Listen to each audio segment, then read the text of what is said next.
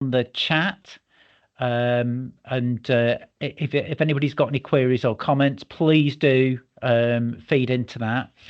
And I'd just like to welcome our main speaker for today's session, and that's John Hoxley, who's joined us. He's been doing a lot of work with CLOA on a national level about pivot to wellbeing. And John, you've been working across in Stockport, haven't you, where you've been putting this national movement, which has been gathering pace over the last couple of years, in terms of the leisure centre and the leisure operators working more closely in an aligned way to enable better health in our communities and forging those strong links with the ICB. And I know you're going to bring that to life. So suggested to John there's about half an hour for him to take us through those slides, and we'll make those available.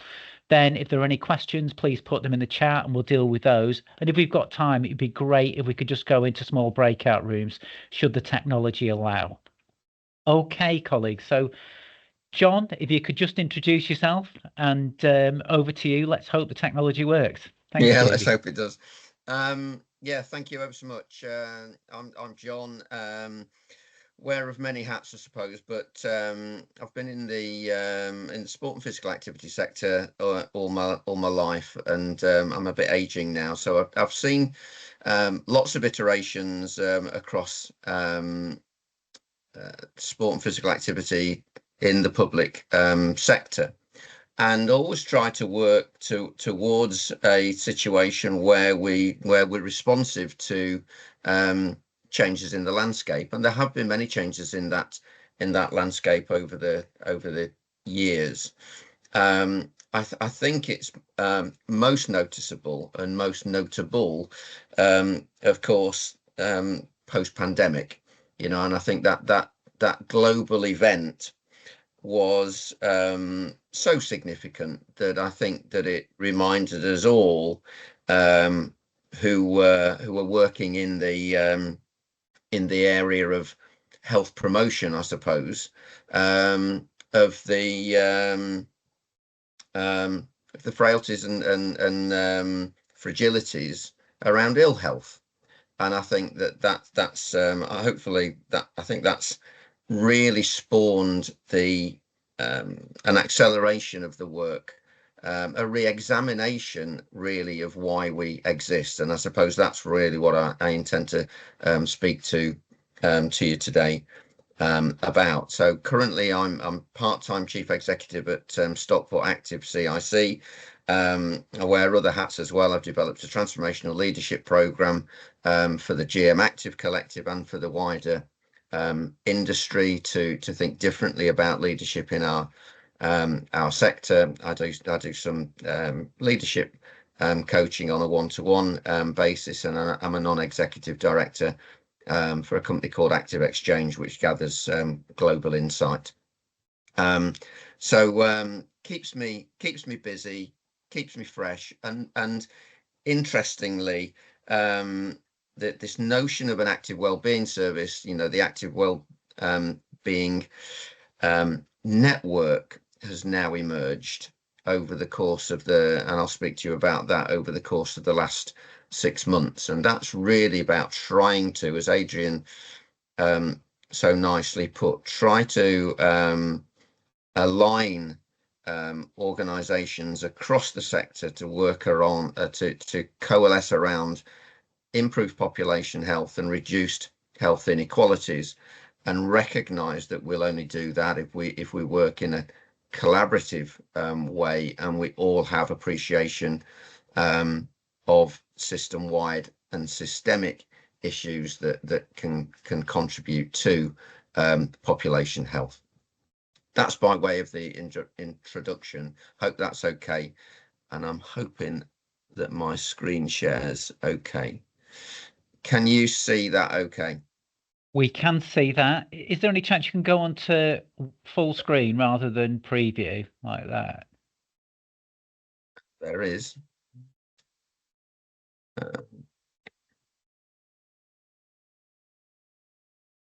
Seems to not want to do it at the moment.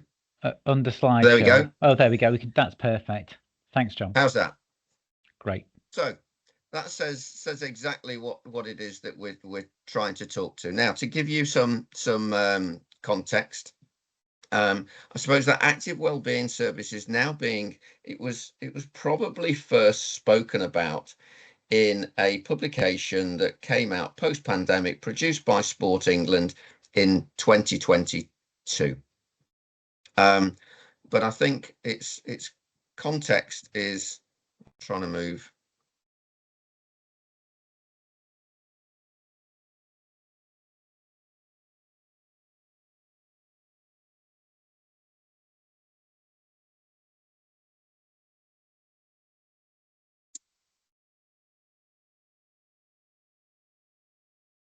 We're still on that opening introduction slide.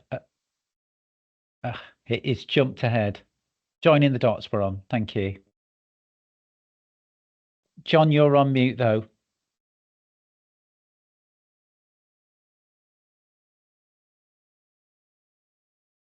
Am I okay now? That's good. Yeah, thank you. So let's think about the sort of journey that we've been on. I suppose really, rather than go back to 2022 and the Sport England, the Future of Public Sector Leisure report, we really should go back to 2010. Marmot, that was significant, and also appreciate maybe how little progress in addressing health inequalities occurred over 10 years. We've got a series of dots then. This is, and things have really started to happen fairly quickly over the course of the last 6 months. We obviously had the United in the Movement strategy in 2021. And I think most of us in the sector were encouraged by that. It looked at things for the first time with a longer lens, and for the first time with a far broader lens. And we felt that was very encouraging. We had the Future of Public Sector Leisure, as I said, in 2022 by Sport England, and that identified 7 themes really: high quality data and insight, coordination and partnerships, leadership, workforce and development, EDI, digital transformation, a connection to health, which is what we've perhaps tended to focus on, and environment sustainability. And I guess one of the things that we started to do in earlier this year is grab that document, because probably not a lot happened with it between 2022 and 2024, and say, okay, well, where are we on that? And so we've got this emerging place-based active wellbeing leadership network that has emerged, that includes Sport England, it includes SIMSPA, the active partnerships.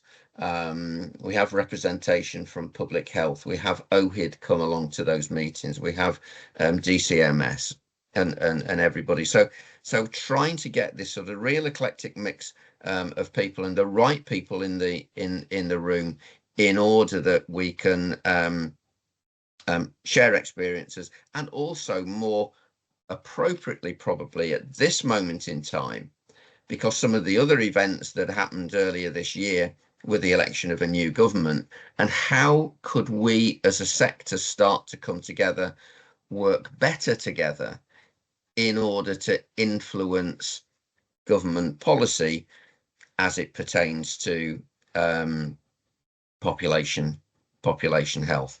And we've obviously reflected on the Lord Darcy report of late, and as you can see, there's a whole series of things that are occurring just now, and I think it's really quite an exciting time, despite the fact that we've got these headwinds, and the headwinds continue to be financial pressure, amongst many other things. And certainly at a local government level, this sort of acute increase in financial pressure on adult and social care and in children's services threatens probably to marginalise further the work that we do in sport and physical activity.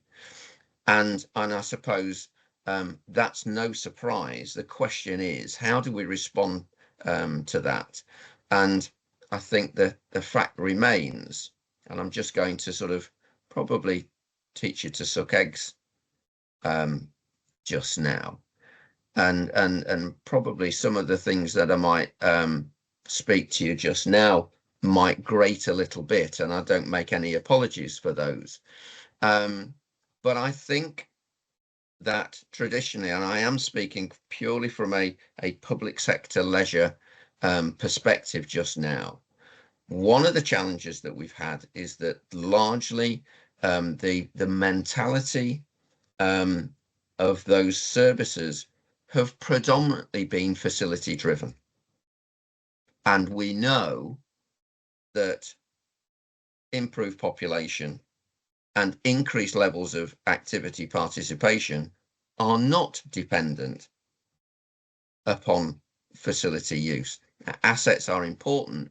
So my question is, when we're starting to come together again and really look at what we perhaps once called a leisure service and perhaps now calling an active wellbeing service, ask some fundamental questions. Why do we provide facilities that we have in our boroughs and districts? Who are they for? Who benefits from them? And who needs them the most? And sort of those are, I think, are fairly fundamental questions that sometimes we can avoid asking, but I think are really quite important that we do. Why should we ask them? Again, teaching you to suck eggs. I always find it's always helpful to anchor things back into the most fundamental points, and that is that non-communicable diseases have the highest disease burden worldwide. These are some stats that you can see on the screen. You don't need me to read them out to you. But the interesting thing is that the prevalence of 4 major non-communicable diseases, cardiovascular disease, cancer, chronic respiratory disease, diabetes, all of which we know can be affected by improved levels of physical activity, have seen such a massive increase over the course of 20 years, from 2000 to 2019. And these are it's these reference points that I think are really quite valuable to us when we start to make a case for the importance of building physical activity into our everyday lives and thinking about how we use physical activity to improve population health. And 50% of the UK population have a long-term health condition. That's not new news to us either. And we spend around about £4,200 per person on health expenditure, and about 5% on preventative health. Interestingly, I did a similar presentation over in Australia earlier this year. Amazingly, the figures are almost identical. And you wouldn't, whenever I say to people, I ask them, what do you think health statistics are like in Australia? They assume that that the population is so much healthier than ours. In truth, they're not. They do have a national preventative health strategy, but they only spend 2% of their health budget on it, and their per capita health spend, despite having a different, not having a traditional national health service, is almost the same as ours. We all have first world problems. Now, this is just some insight again, and I think it's important, if we're thinking about what is an active wellbeing service, that we anchor it into the knowledge and the insight that we collect, which I've just shared with you globally. I can also share some things locally, and this is how we look at things in Stockport. The facts are that there's a difference in mortality rates between the most affluent people in Stockport and in the most deprived areas, and it's 12 years for men and 10 years for women. And the difference, if you live and have been brought up in Bramall, then you will live on average around about 11 years longer than if you live and were brought up in Brinnington. And it's 10 minutes apart. And when we are starting to think about these, the notion of an active wellbeing service, and we're starting to land these things with elected members in the notion of these sort of traditional leisure services, then it's this sort of data that's really relevant to us. And we also know that health declines in those most deprived areas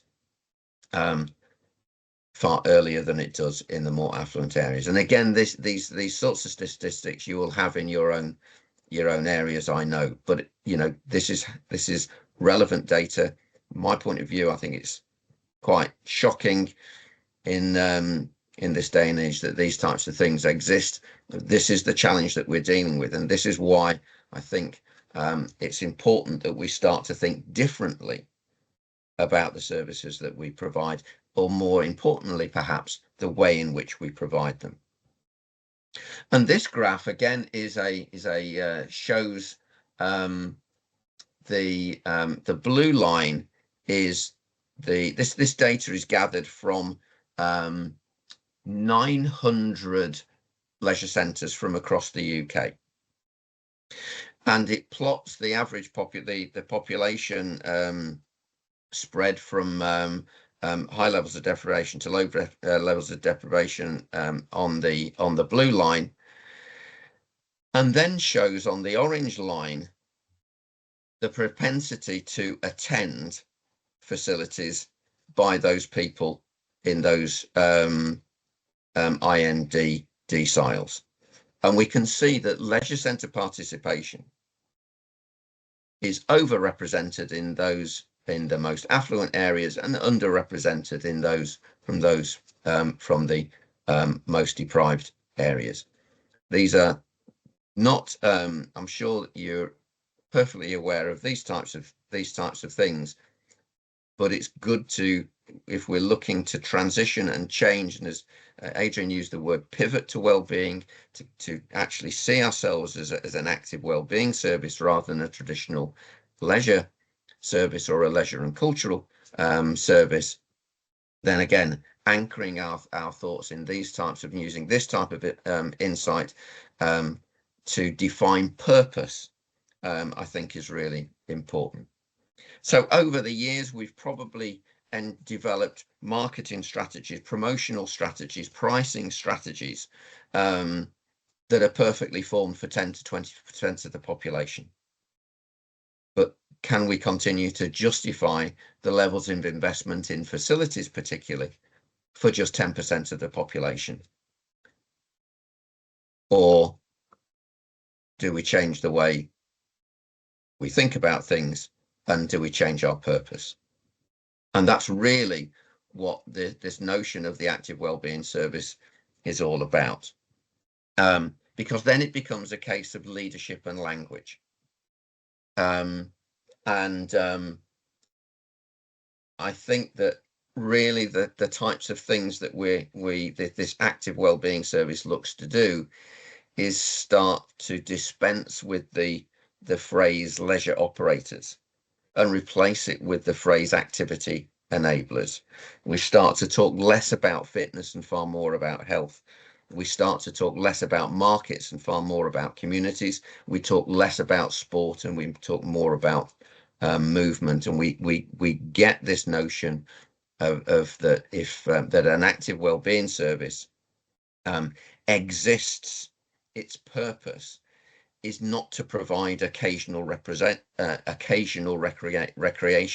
or optional choices for those who can most afford it, but it provides an active wellbeing service for the whole of the population. And we recognise that we have to work harder for those who need our services the most. And so what we've started to do is think about in our in the work that we're doing with this broader leadership network, is how does that now play to the new government, a government that is embarking in a sort of mission-led policy approach, who very quickly in their tenure have shone a light on health services, have made health improvement one of their 5 missions, and they've identified a series of priorities. And really, again, that should be really positive news to us. The question that I think we need to ask ourselves is, do we have the capacity to deal with this? Do we have the thinking and the modern thinking and the agile ability to transform our services to more appropriately meet these types of needs? And if we do have the ability to do it, just what is it that we have to do? So we've really made identified 4 features, and this, hopefully you had the opportunity to have a look at the document, the thought piece that we produced earlier in the year, and also the little executive summary that came across in advance of this session. But essentially, to think about it fairly simply, we've identified 4 foundation blocks that probably need to be present as part of an active wellbeing service. Number 1, the principle of place-based working, and a place wherever need is. And I think that understanding our places and appreciating the particular needs of them is critical into this in this thinking. So in Stockport, as an example, there are lots of unique communities. Some have facility assets, traditional facility assets of leisure centres, and some don't. That doesn't mean that we can't, as an active wellbeing service, can't deliver programs, activities, services across the whole borough. And I'll talk a little bit about that shortly. The second foundation is around system change and system leadership. And the way that we've thought about that is in terms of our thinking, and certainly my experience in Stockport, and in thinking about the what it is that we're trying to do there, is recognize that those people who probably need us the most, those people who are traditionally underserved, those people who have tended to suffer the greatest disadvantage, are certainly likely, most definitely not to be within our leisure centres. And therefore, what's critical, if we're going to provide movement as an opportunity to enhance health, then our ability to reach those people will be dependent upon our ability to work with other agencies across the system. So those people are likely to be working with healthcare partners, adult and social service partners, youth justice partners. And so this thinking about how do we connect with those who might need physical activity more than others, working with others across the system, providing solutions and helping provide helping others deliver better services and better solutions for those who need it the most, is critical to this to thinking about being an active wellbeing service rather than a traditional leisure service. And the third pillar, we mentioned Marmot right at the beginning. The third pillar is proportionate universalism, or PU, because it's much easier to say. And that is one of those things that we think is critical to us. If we're going to make that shift in developing services that are more appropriate for the whole of the population, then we have to be prepared to take on the principle of the concept of a universal offer. And I know that's been in the news over the course of the last week, interestingly, but that we place more effort in and resource in ensuring that those services reach those who are traditionally underserved and who need them the most. And and it's a difficult thing to, we've found, I think, and this is an interesting point to discuss, I guess, in the way that there is maths and pure maths, or maths and applied maths. Is there proportionate universalism and applied proportionate universalism? It's a tough thing. I think it's a tough thing for us all to get our heads around, but it's a principle that we have to get to grips with. And finally, the notion of pivot to well-being is exactly that. It's this replacement of this word leisure. It's this thinking about that my duty in terms of my role in Stockport, my duty is to 300,000 people who live in Stockport, not just not the 30,000 who happen to be members or customers of our leisure centres and regularly use those. And it's thinking why we exist, as I spoke to earlier. And so the way that we've thought about developing our approach in Stockport is this. As I said, we understood our borough, and it's the 8th most polarized borough in the UK. It has high levels of affluence, and it has parts where there's real high levels of deprivation. And understanding those things and understanding where needs are is critical to us. And as I said, the way that we've started to think about how we create an active wellbeing service in our borough is in three fundamental pillars.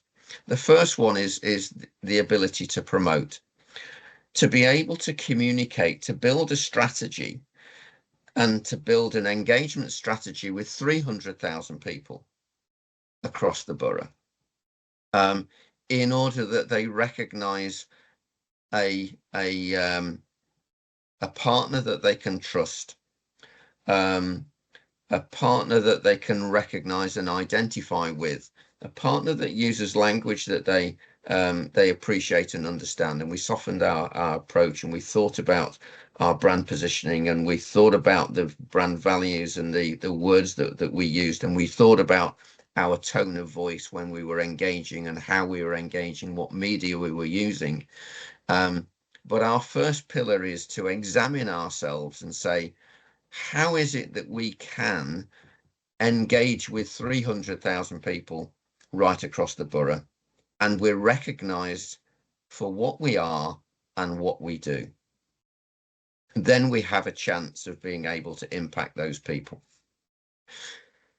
Secondly, our second pillar is that we have to connect. And I mentioned this earlier, and we connect across the system, with health, with social care, with education, with criminal justice, and we exist to improve the lives of others. That's very important. We re-established our sense of purpose.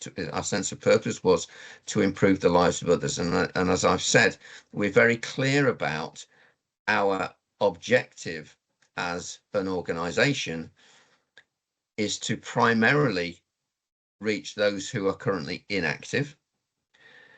And if they're inactive, where might they be?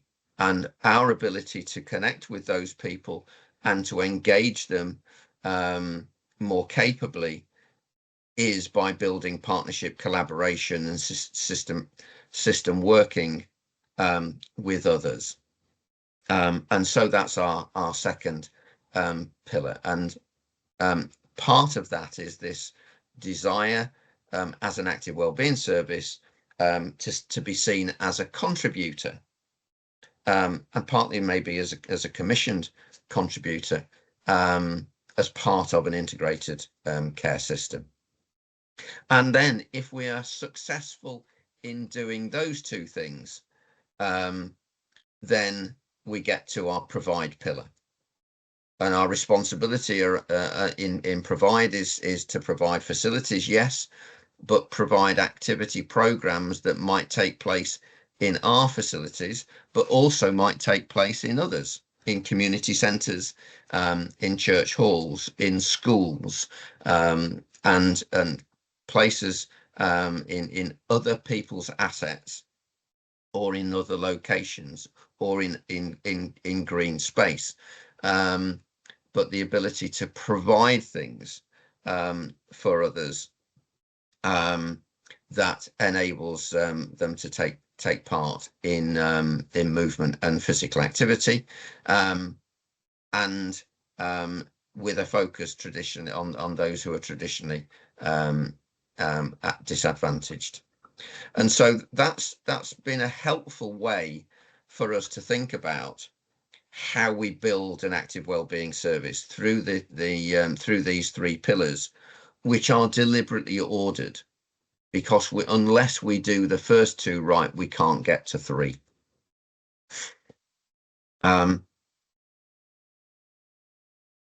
Just lost the ability to scroll.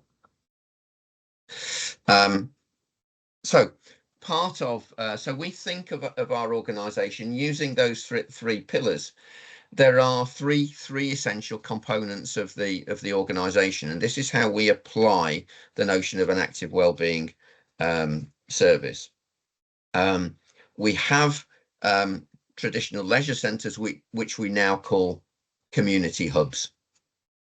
And the community hubs, because they do more than that. Yes, they continue. Some of them continue to have traditional services, as you'd expect, but increasingly they are places where people go. We're part of the family hub bridge network, as an example, which we work in partnership with children's services and social care as part of this sort of preventative agenda. And we've trained our people up in order that they can provide an listening ear, and some information and some signposting things. So rather than just come in and our people only know about how to book a badminton court or sell a fitness membership, they can speak to people on a far greater range of things, and so that we become trusted within our neighbourhoods as a signposter of multiple services. That's one of the things that we do. So our hubs, and still the traditional stuff takes place in our hubs, and that's just one of the aspects of our business. The second aspect of our business, and I've got a physical activity referral slide up here, is our specialist physical activity service. This is theme number 2 of the way that we construct our business. And this special physical activity service has delivers some commission services, and it delivers a very large exercise referral service. 2,800 patients annually, all have to have a long-term health condition. There is both referrals from healthcare professionals, and there is self referral. And we did a little piece of work because it was important to us to understand the value of this service that was being delivered, a very important component of our service. And we introduced State of Life, who you may be aware of. There is a well-being indicator called the Wellbe, which you can benchmark against the QALY those people who work in health services will understand the QALY. And we discovered that when you undertake a physical activity intervention on somebody in the most deprived part of the borough, the value is about £17,500 per person of wellbeing value. That's 12 times more cost effective than an NHS intervention. What we were looking to do is use the services that we were developing in order to demonstrate the role and the purpose and this shift towards a wellbeing service, and how can we amplify our voice and have more capable dialogue across the system, most notably with health and care colleagues. And then the third element of the way in which we construct our active wellbeing service in Stockport is the development of our active communities team. And our active, they are a distinct team. There's some information about where they work and stuff that they work on. They're in community,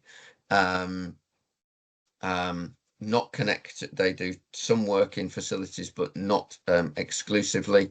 And the success of that part of our organisation is this ability and this acceptance of a change of way of working.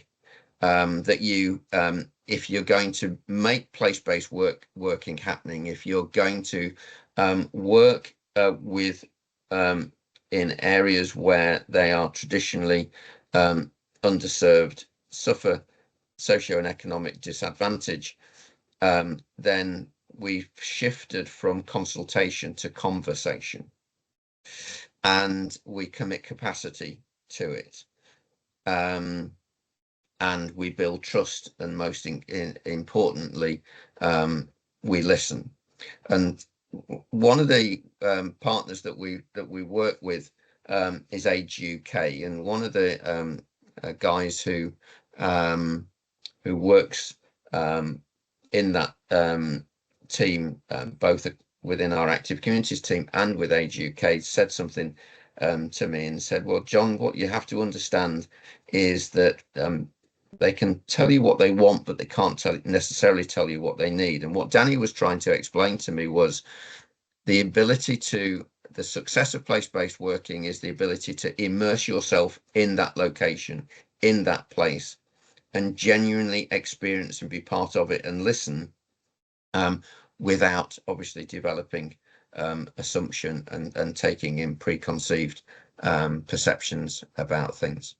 And so the learnings have been around behaviour and cultural change, about creating a social movement in those locations, in about working and supporting and empowering the community themselves in order that we get sustainable change, appreciating that delivery is actually designed by local people, by the people within those organisations, and one or two other things. I'm conscious of time, so this is we're practically done.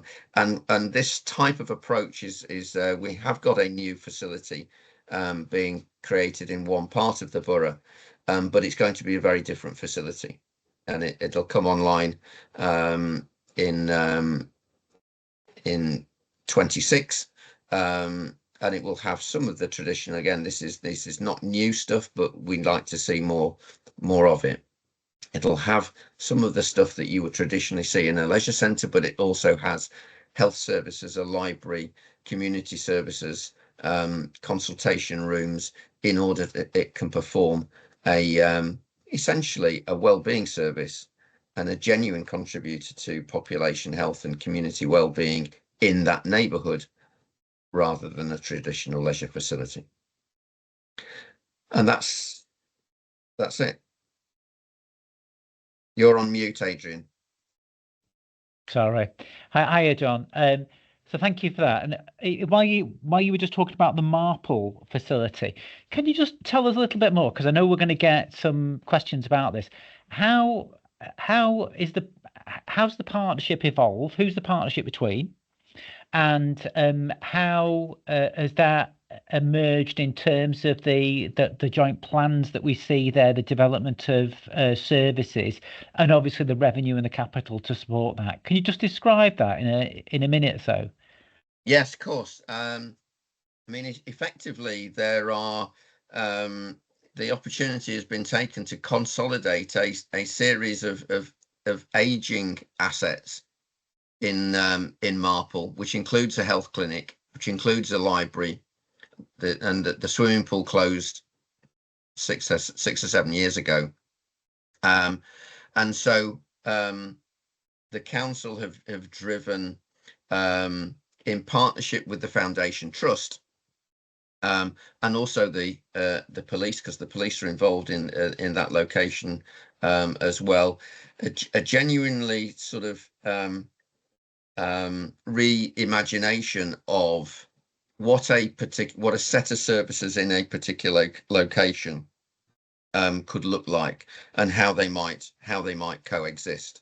The capital funding is some levelling up money, levelling up fund, which is the largest part of the capital, with a small amount of capital from the council, and the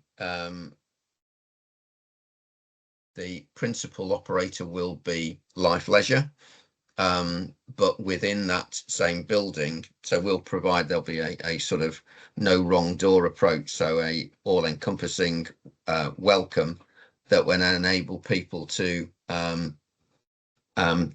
take part in, access health and care services, access library services, use the facility as a community hub with a cafe, social meeting place to enable social connection, as well as traditional swimming pool, studio space, and the like.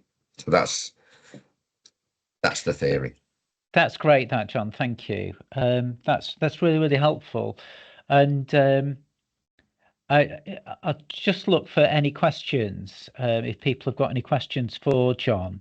But I just wanted to flag to the CPAN group that we will be bringing together our network of local authority leisure centre operators, together with colleagues from health, wider health partners, and a number of our local authorities as well, to look exactly at the model for Pivot and the Active Wellbeing Service, and look how we can replicate the partnerships which enable these collaborative opportunities to emerge, both at a system level but at a place level as well. And you spoke a lot, John, very passionately about the place-based approach.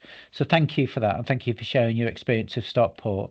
Thank you. I can see we've got a number of hands up. So I do want to just leave a couple of minutes at the end just for Pete Thomas, to tell us about the Lancashire Combined Authority. But Michael, if you'd like to start us off, thank you. Yeah, thanks, Adrian. Thanks, John. It was a really good and interesting presentation. I think one thing I've got a question about is how we change this messaging. So I was at the Labour Society for Sport event as part of the Labour Party conference last month, or 2 months ago now. And what kind of came out from that, I was kind of representing Community Leisure UK as well as GLL. And from speaking to some of the advisors at some of those events, they're a bit politer than this, but it was kind of like we've laid it on a bit thick when it comes to the pivot to health as a sector. Not necessarily us in Preston or you guys in Stockport or in any individual borough, but nationally it sounds as though that message has landed a bit heavy and maybe we've overstepped our marks. I think this sort of active well-being side of things, with the pushing on why we do it and who we're doing it for, really lands a lot better. My question is, how as an industry do we almost reissue that message without those people in the corridors of power almost rolling their eyes and going, here they go again? How do we kind of get that just tweaked a bit better? Again, not necessarily locally, because we've probably got those networks, but on a bigger industry scale? I think it's a great question, Michael. Thank you for that. And I think we're not. I think one of the reasons that the leadership network has emerged is because it's recognised that probably the industry's probably not landed messages particularly well in the past. And I think one of the reasons that we've not landed them well in the past is that because we've asked for money at the same time, and that's irresponsible, quite frankly, and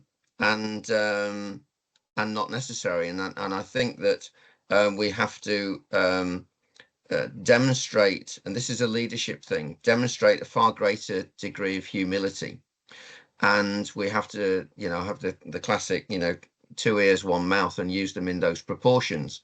If we're truly to work across the system and play a role as a contributor, language is really, really important. We're just making a contribution here. We haven't got, the reason that we've perhaps not landed things well in the past is that there'll be a piece about obesity, and all of a sudden the sector leaps into the media and says we'll solve the nation's obesity crisis. Well, it's a complete nonsense. We won't.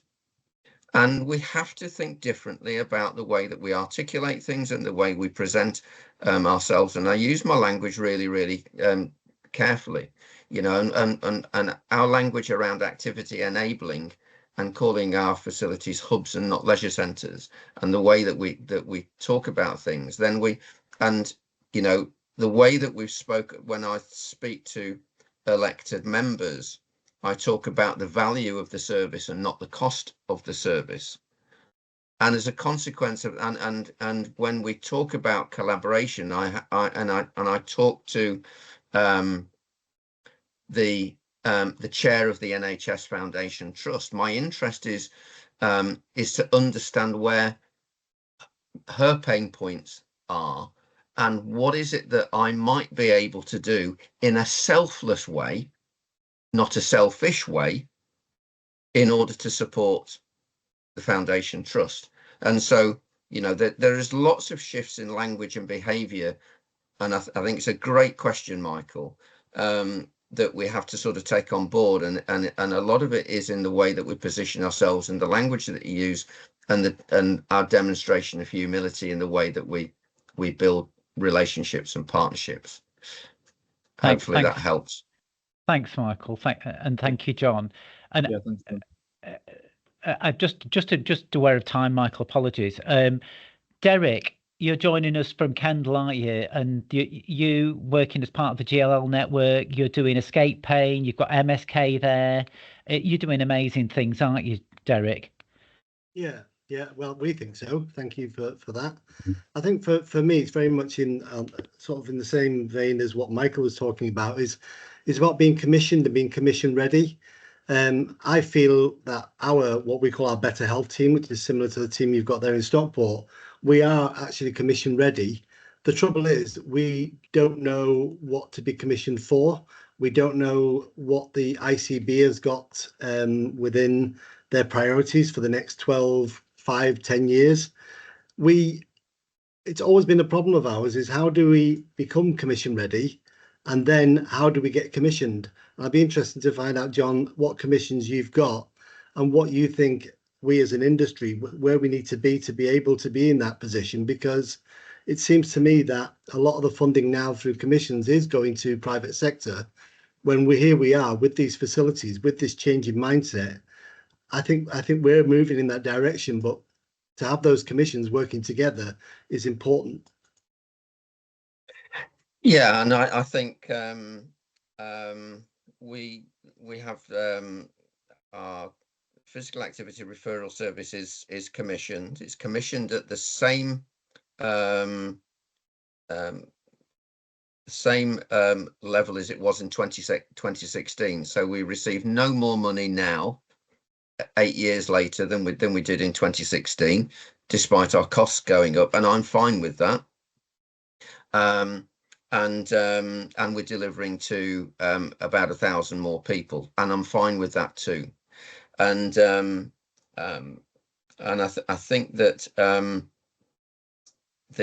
most of these things, I think, occur as a consequence of building relationships. I think it sounds a bit of a sort of bit of a trite thing to say, Derek, to your question, but I do think relationships are a really underplayed indicator of success. And I think that investing in those relationships a little bit in the way that I spoke to Michael, in understanding others' challenges, and then having the ability to shift the shape and nature of our services in order to meet other people's challenges is the way that I think we should probably approach things. I don't think there's any, and the reason I say that is that whilst it's tough for us, it's tough for everybody. And I think that's this humility thing is really important. And I think if we can come at things that way and demonstrate that appreciation, then our chances of success are far greater. Yeah, John, thanks for that. I think we are doing what you've suggested there, but I think you're right. It's just keep going, and eventually somebody will open the door. Well, thank you, John. Thanks, Derek. And I'm now going to ask Stephen Sanford. You're here today with your ICB hat on, aren't you, Stephen?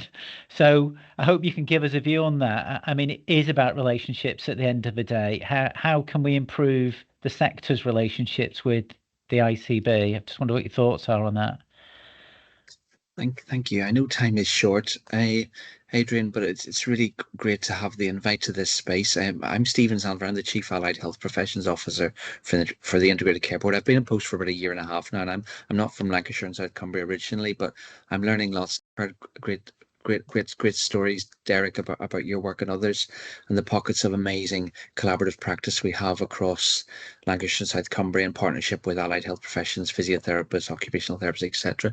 I guess I just wanted to say thank you, John, for the emphasis on values-based leadership and kindness and humility. It really resonates with what I know to be true in terms of actually how we move forward, partnership, working together. But I guess as a way of sort of introduction to this meeting, Adrian, we can explore how the doors open more now in the ICB. I know everyone's aware of the challenges that we have in Lancashire South Cumbria financially, but certainly everything that John's described today is the solution, really, in my opinion. And I say that really mindful of just our map of lives on the line that we have, John, that represents the health inequalities and the overlay of health deprivation indices, and actually how that is a stark point towards just the lives lost, and the years lost in lives as well through lack of movement. So I guess I'm really keen that we start a conversation in a different way with the ICB, Derek, and perhaps now that we have commissioning intentions and a forward view around health inequalities and place-based working and integrated neighbourhood teams and UEC challenges and frailty, and the list is very, very long, that we involve the voices of colleagues in this room, including Samantha, who I met on Friday, and others, really. So I guess that's probably the most helpful thing today to say, I think, Adrian, is that let's start this conversation, but let's think about how we coordinate in a really respectful, helpful way, mindful of everyone's position in this space. And finally, the allied health professions workforce is vast and varied, and in that space there is competition as well as collaboration, and there's challenge and there's expectations around where power sits. And I guess what you described really helpfully, John, exists in the health sector too, as something that we need to work from on our side in terms of actually how we think about relinquishing power or accepting help or opening the door, or thinking about a humility in response to, for example, what is back pain? Does anyone know? And apologies for any medics in the room, really, but we're in this together because these are big challenges that require multi perspectives around the solutions. So I'm really grateful for the opportunity to be here and say a quick hello. Thank you, Adrian. And thank you to you, Stephen, for being here today. We really look forward to organising a session with lead organisations from across the sector to get into some discussions about how we build that values-based relationships. And that's the key, isn't it? It's about aligning our hearts and minds and our energies in the singular direction. So I know we can do that. Aidan, equally, I'm really glad that you're here today on behalf of the consultants, one of the directors of public health. You're here from Lancashire, so thank you.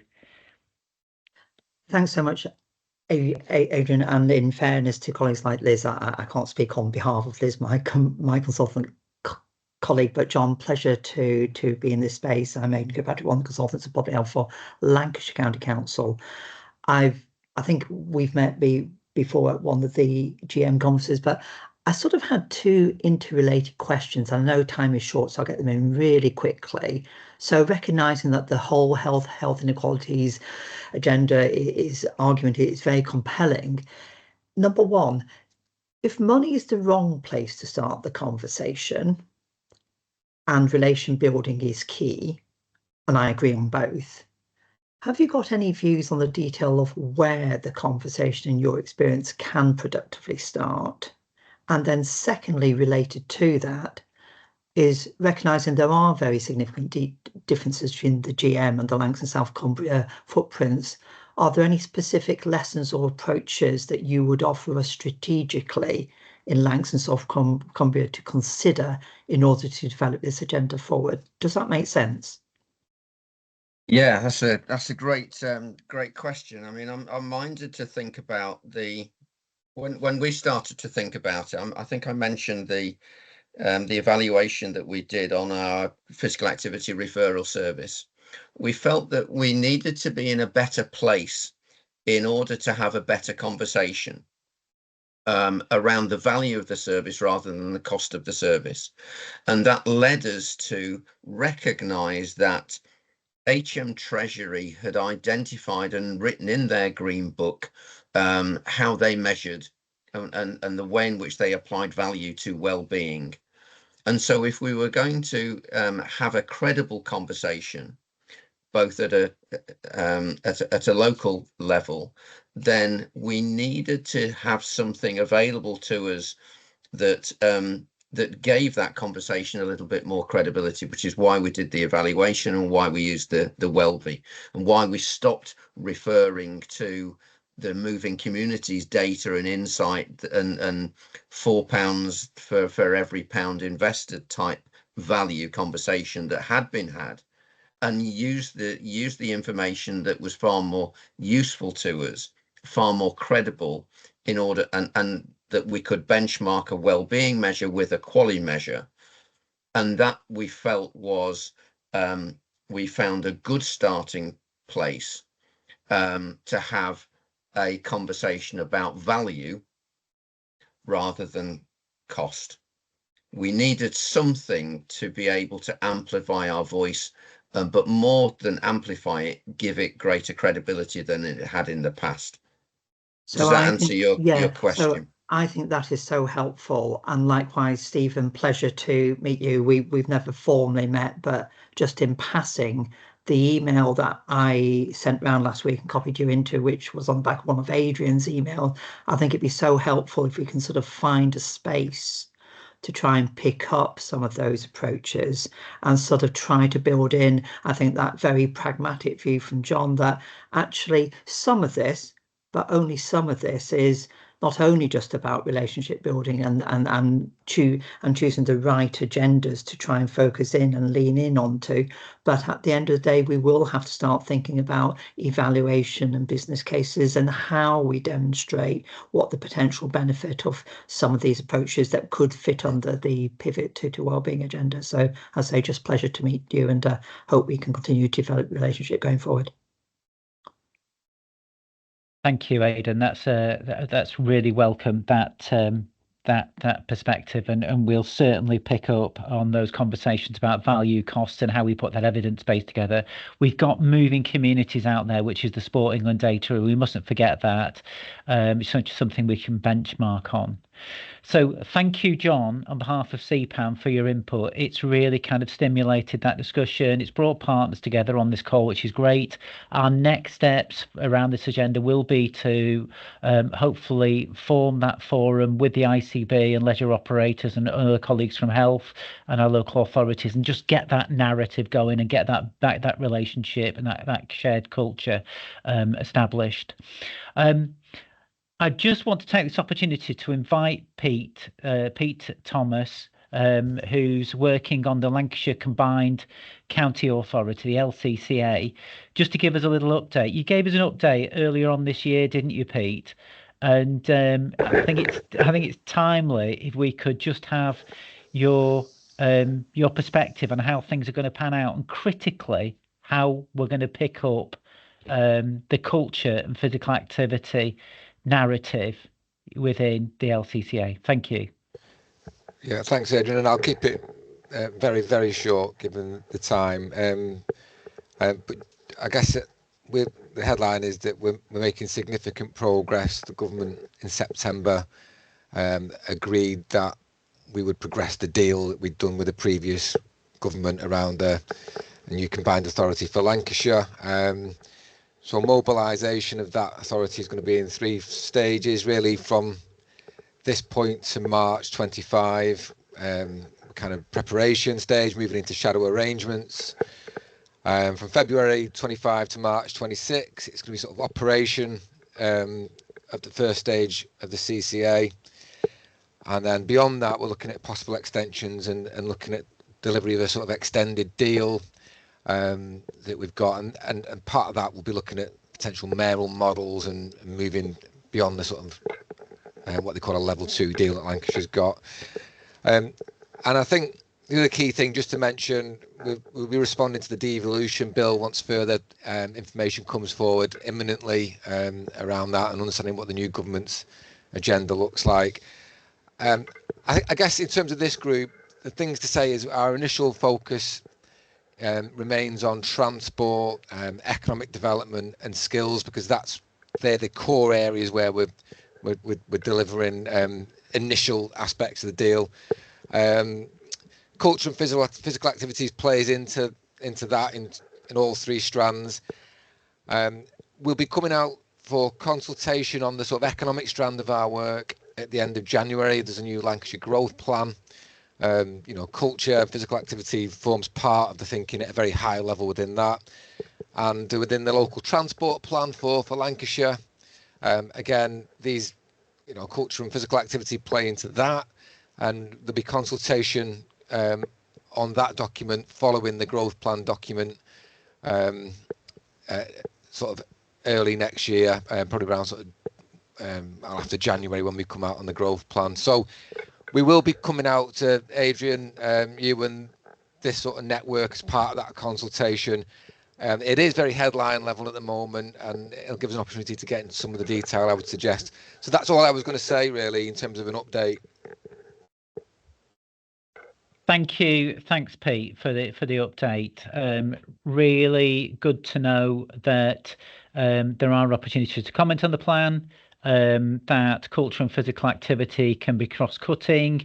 We can see the links clearly with transport, walking, cycling, wheeling, economic development in terms of that health and prosperity angle, and obviously skills in terms of the skills gaps that we've got at the moment, and health and social care being the biggest single sector, and obviously the growth as well, particularly around culture and the creative industries. So there's a range of opportunities, I think, where we can feed in as a wider sector into that piece of work. I'd also just like to flag up to colleagues, and I'm just going to put this in the chat now, but we've actually got the Convention of the North visiting Preston on the 27th, 28th of February. And that's an opportunity to shape the through that dialogue with local authorities, the government thinking and the development of priorities. And I know that Sport England and the Arts Council are keen to have a voice there. And so we are going to be providing a briefing about that opportunity and hopefully an update as to how you as a network can contribute to that at our next December CPAN. So that I think is going to be on the 2nd of December. So if there are opportunities that you'd like to feed into that, and if you just want to have a look at the Conference of the North so you're more familiar with what that's about, please do so. Just bearing in mind with the time, we've just gone over a little bit. I'd like to thank John very much for joining us today and giving an update of the great work that's happening in Stockport and not mentioning Manchester, Greater Manchester too much. Really appreciate that. And I thank Pete on behalf of the LCCA for just bearing us in mind and just giving us that brief update, which is really valuable. And if there's any further updates from Pete, I'll make sure that that does come across the group and we're feeding those out to the network. Hopefully over the next couple of weeks, in conversation with Stephen Sanford, who you just heard from, we'll be able to work on a date when we can bring the network together, where we'll be able to have health and yourselves as local leisure operator colleagues in the same room and discussing about what we can do to build those value-based relationships. So thank you, colleagues, for your support today. Really good session, really stimulating. There's really positive conversations about what things are going to look like in the future, and it's your effort and energy that will shape that. So please do keep going, and thank you for all your support to Lancashire and South Cumbria in making all this happen. Thank you. Have a great day. Thank you. Thank you. Thank you. Bye now. Thank you.